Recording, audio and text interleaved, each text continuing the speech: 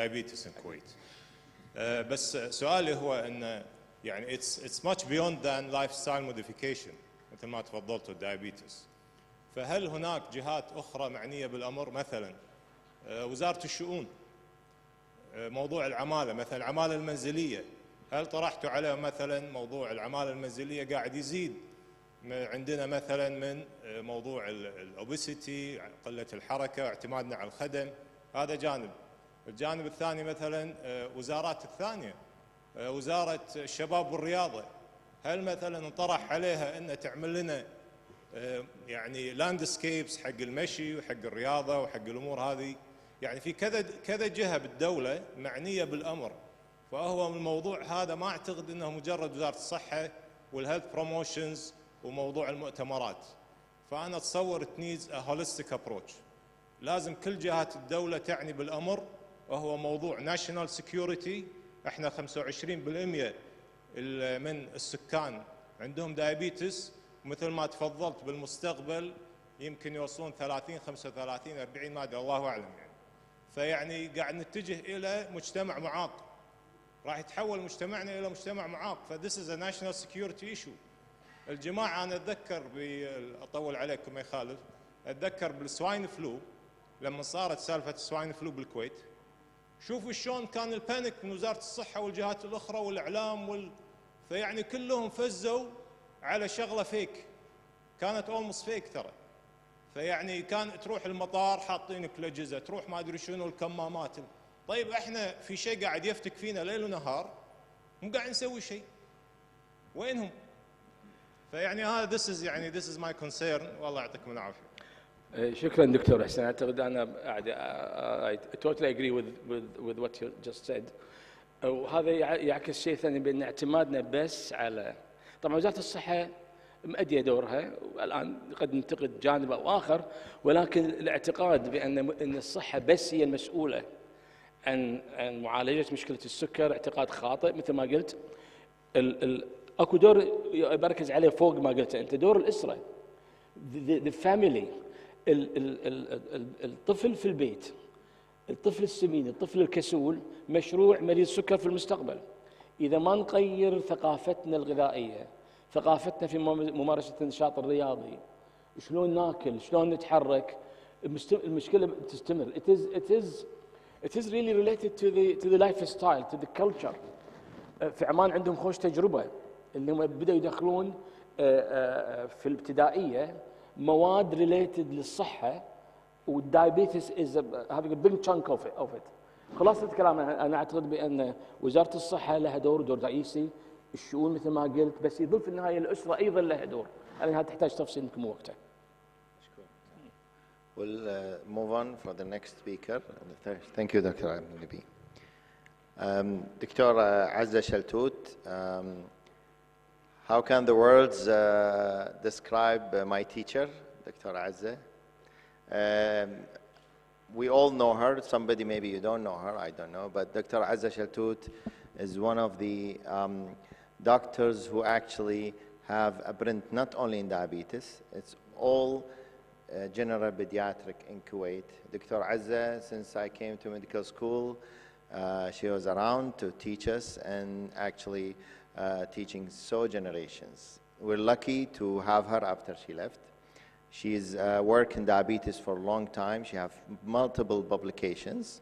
And she actually had also a big role in most of the data we get from diabetes and type 1 in particular in Kuwait.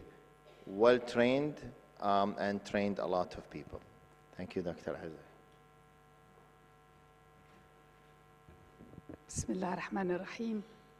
Thank you very much, Dr. Walid, for your kind words. It's really a pleasure and honor to be here with you today.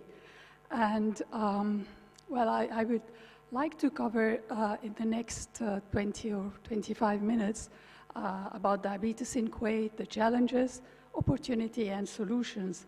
And the outline, as you see here, it will be talking again, like Dr. Abdel Nabi Al-Attar, as he mentioned, is about the increasing prevalence and increasing incidence of diabetes and what opportunities do we have, and what is the solution.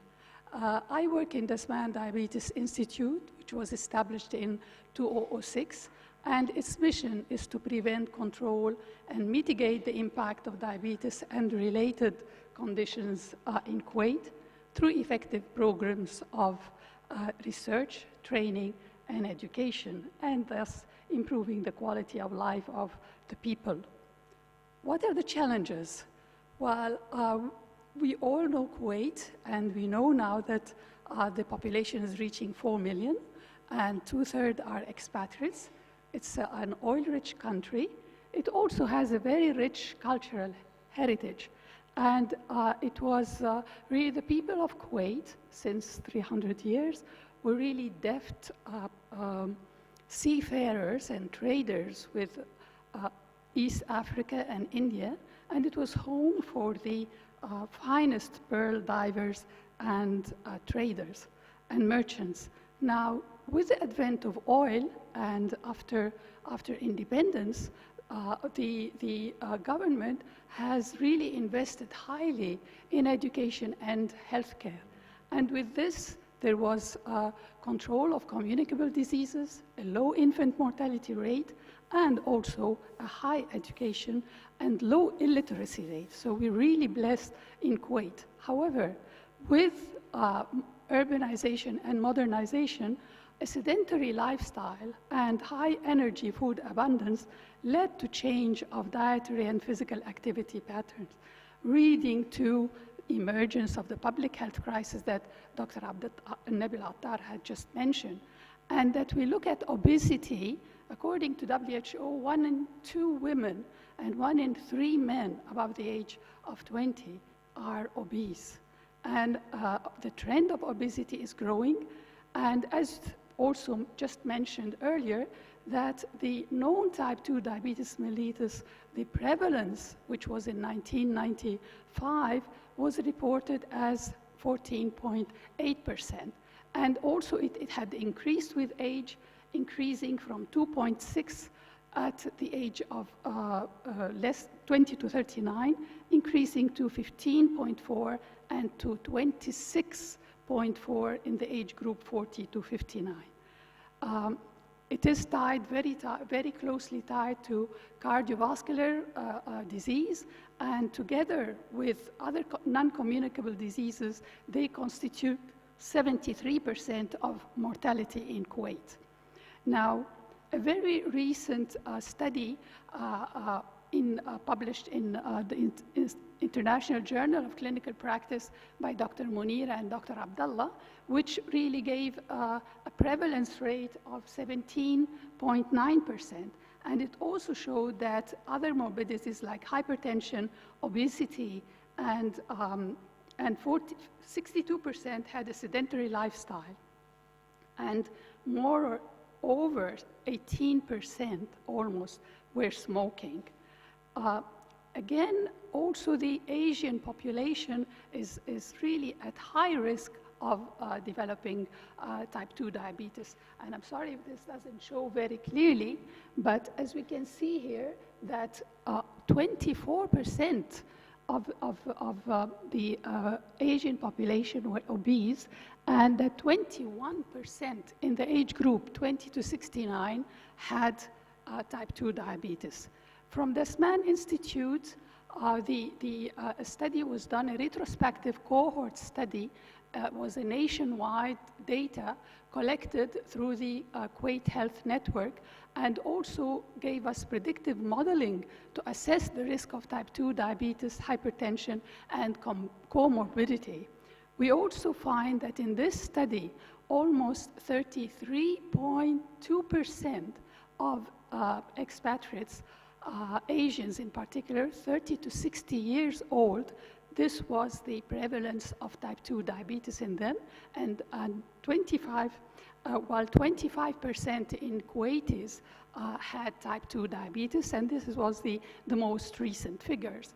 Now, obesity does not spare children, and Dr. Nawal El-Hamad has been engaged in the the Kuwait Health Surveillance, Nutritional Surveillance System since the year 2006. And they have been monitoring growth rates of children from the age under 5 till the 18 years old. But one slide here shows again the increasing trend of obesity. And as we can see here, a staggering 35% of boys are obese in the age group 10 to 15 years compared to 28% of girls 10 to 15 years. This is a very, very recent study which again matches very well to the Kuwait Health Nutritional Surveillance. And this was from a paper by Dr. Nasser El-Koum done in schools, which almost 8,000 school children were screened for obesity. And as we can see here, that here we compare obesity by 3 methods: the CDC cutoff points, the International Obesity Task Force cutoff points, and WHO-based Z-scores, and this shown in green. And as we can see here, that 37.4% of children from the age group 6 to 18 years old were obese compared to 25% in girls. Now, we all know that the cardiovascular risk factors are very much related to obesity, and as obesity increases above the standard deviation of 1.6, we see that we find dyslipidemia, hypertension, and higher insulin level, denoting insulin resistance. This was a study that we have done in Kuwait University in the 1990s. And as you can see here, all the parameters from triglycerides, total cholesterol, LDL, very low LDL, insulin levels, and apolipoprotein B were significantly increased in children by the age of 10 years, all these paving the way to the occurrence of metabolic syndrome. Now, turning on to diabetes in childhood, we still believe that type 1 diabetes is the major type of diabetes in childhood. And in the 1990s, and again, as part of the Diamond Project, where Kuwait was a participating center, Kuwait was amongst the countries with the highest incidence of type 1, which at the time was only 21 per 100,000. Now, the prevalence of type 1 diabetes was again studied by Dr. Musa, Professor Musa from Kuwait University, and the figures were 250 per 100,000 of type 1 diabetes, and this is really translates to 1 in 400 children below the age of 14, below the age of 18 would be having type 1 diabetes.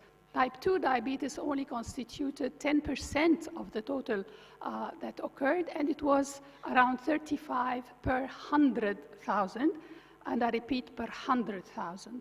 And more recently, and since the 2011, we had started the childhood onset diabetes electronic registry, and very briefly, this is any authoritative physicians who were authorized to register these children through an electronic software utilizing a unique civil identifier, and of whom really I'm really very, very appreciative to Dr. Hissa, because she's really my very close associate, and we have done this together.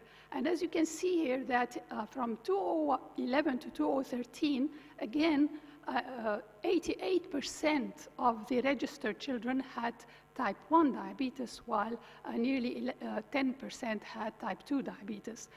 We also looked at the incidence rates, and you can see here that we compared it to the previous registry, 3-year period, and over the years, the incidence rates of type 1 diabetes has almost doubled. It has reached almost 41 per 100,000. This is the most recent incidence rates.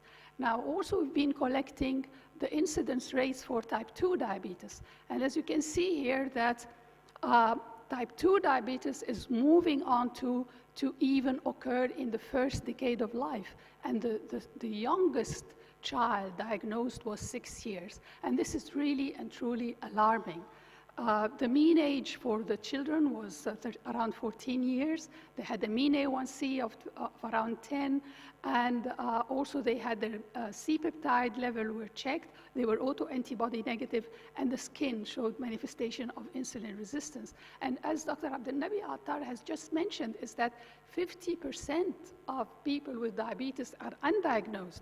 And I presume that this is really an underestimation, as type 2 is not, does not present dramatically as type 1 diabetes present. This shows just the BMI, their BMI levels, and as we can see here, this is the hashed lines are the 95th percentile, and as you can see here, some of them were really grossly obese. Now, what are the opportunities? I would like really to talk very briefly about the opportunities that we're offering at the Dasman Institute.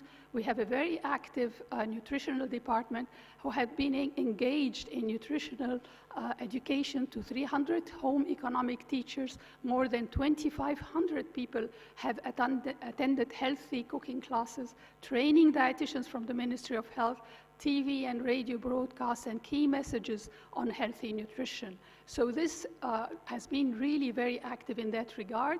We have in-house school visits from both public and private schools. We also have Let's Get Healthy Today Kuwait, which is an intervention program in the school, selected schools, whereby that the health education and increasing physical activity is given to all children, whether they're obese or not, and other like Agdar, which I'm going to talk about. Now, the schools outreach program is upon invitation from schools, and the audiences can be students, teachers, and or parents, and the topics are centered on fast food, healthy eating, weight management, food labels, and healthy cooking. We have a fitness and rehabilitation center, which is very active also in that regard, and it's equipped by first-class equipments and a walking track. And individuals are given exercise prescription, consultation with a nutritionist, and they are being monitored while they are doing exercise. Now, the aims are to promote a healthy lifestyle, educate and raise awareness about physical activity and exercise, and provide weight management strategies. We have two programs. One is Desmanite and one is Teen Desmanite, which is really addresses children and adolescents below the age of 18. Again, this is a research project in the nutritional department where there is studying how to change behavior of the children. The Foresight study, again, was a very large study in collaboration with the Foresight Institute in the United States, and it looked at devising a test, a non-invasive test measuring salivary bioinflammatory markers. And 744 11-year-old children were selected from normal children population by analyzing fasting saliva sample for 20 biomarkers, including salivary, highly sensitive CRP, adiponectin, insulin, and leptin. And what was found that there were significantly altered levels of these biomarkers in obese children from a high-risk population, suggesting the potential for developing non-invasive screening procedures.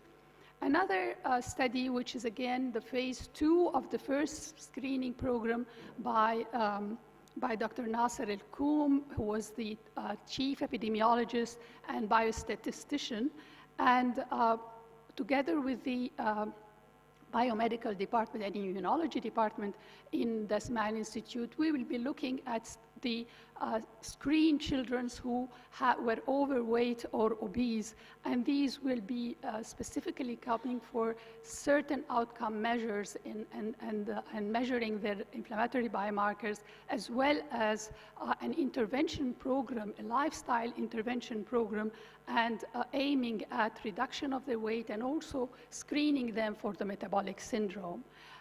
We also, in this man, we stress on education, because as we know, education is really very, very important if we are to tackle or to address the rising epidemic of diabetes and obesity. And the Kuwait Scotland eHealth Innovation Network program is a partnership between health, education, and industry and government. We are really, we're very, very pleased to be working with the Ministry of Health. Very briefly is that through the KHN and primary care, there was a software, and in that it was the users were able to see dashboards which show the key performance indicators and also health outcome measures all at their fingertip. And this is a way of really conducting studies, very, very useful community studies in primary care. We also have a program, a postgraduate certificate, diploma, and master's degree in diabetes care education and management since 2011, which offers 67 modules, and in which till now there was more than 1,000 student attendance and 900 work-based projects. There were 79 graduates with 37 master degrees, 26 diploma, and 16 certificates. I'll have to rush now for the potential solution, and please bear with me, I'm really very near the end. Well, any solution really has to be prevention, like we heard from our just few minutes ago. And for the potential solution, and really it is addressing, I'll be addressing obesity in children and young people. And as we all know that there are problematic social trends, and the solution has to be definitely multi-sectorial. And it's not Ministry of Health alone, it's not school programs alone. It really has to be multi-sectorial. If we look at the problems, we have fast food stores, soft drinks, high caloric food, less recreational activities, and traffic hazards for walking. So that there is a need for a change in social trend by promoting healthy foods, building playgrounds, public funding, and safer pavements, and quality physical education. Just like Dr. Abdelnabil Attar has mentioned, that the child is, this is the paradigm that you cannot possibly tackle just, for example, just a school program, because if the family is not addressed, if the family are not educated about what is healthy nutrition, then really it will fail. Also, social policies and national legislations like marketing and advertising of high energy dense food, and we know all this is a big problem. So in conclusion, I'd like to just repeat what Professor Philip James has said, is that much research has been devoted to finding successful intervention that can prevent obesity in children, that school-based, they're mostly school-based, but research in other settings, and to test more comprehensive and system-oriented approaches. Also, multiple strategies are needed, and also legislations, regulatory, fiscal policy are far more effective than media campaign establishing a healthy food exchange policy in all government. And that finally, the prevalence of childhood obesity and diabetes continues to increase throughout the world, and in Kuwait in particular. Children today are at risk for developing the pediatric metabolic syndrome, and a strategy to implement a primary intervention health program aimed at all pupils in school can be successful. However, more specific intervention are needed. Thank you very much. I'd like to acknowledge my colleagues, very important, and thank you. Thank you, Dr. Azza, for your nice summary of our local data. So any more questions? Okay, so thank you very much. Thank you for joining us. Thank you. Thank you. Thank you. Yes. Just till الإدارة ذكروني إن السحب راح يكون بعد المحاضرة الثانية بعد بريك coming break, so there is سحب for something, I don't know what is it, but there is coming سحب. So our next lecturer is Dr. Rashid Ahmed. Dr. Rashid Ahmed, he's a senior scientist in Desman Institute. Completed his PhD in immunology from University of Montreal, Canada. And since then, he actually went into research of the link between diabetes and obesity.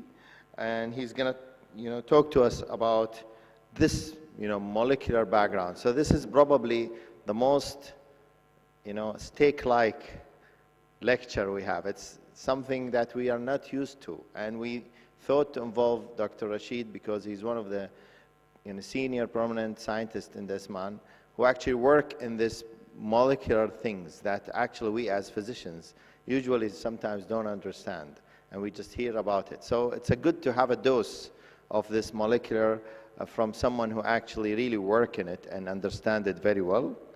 And he have lots of published data, 42 research articles, and he have lots of interesting work. Probably if we invite him next year, he's going to talk to us more about what he's doing, because he's working in lots of projects with his colleagues in Desman. So without further ado, Dr. Rashid. First of all, I would like to thank you, Dr. Walid Dahi, and this conference organizer, and particularly Dr. Hassa. They are invited me over here and give me an opportunity to present what we are doing in the Desman Institute in basic research. Before I just start my talk, I would like to introduce the basic research division. So we have like 4 departments and 2 research facilities. So one immunology department, actually I am working in, and biochemistry department, genetics department, and pancreatic island transplantation department. And we have 2 core facilities like tissue bank and animal care facility. So the title of my talk is molecular mechanisms that link obesity with type 2 diabetes. And as Dr. Nabi and Dr. Azza give a nice overview about obesity and type 2 diabetes and their prevalence in Kuwait. So I will just give that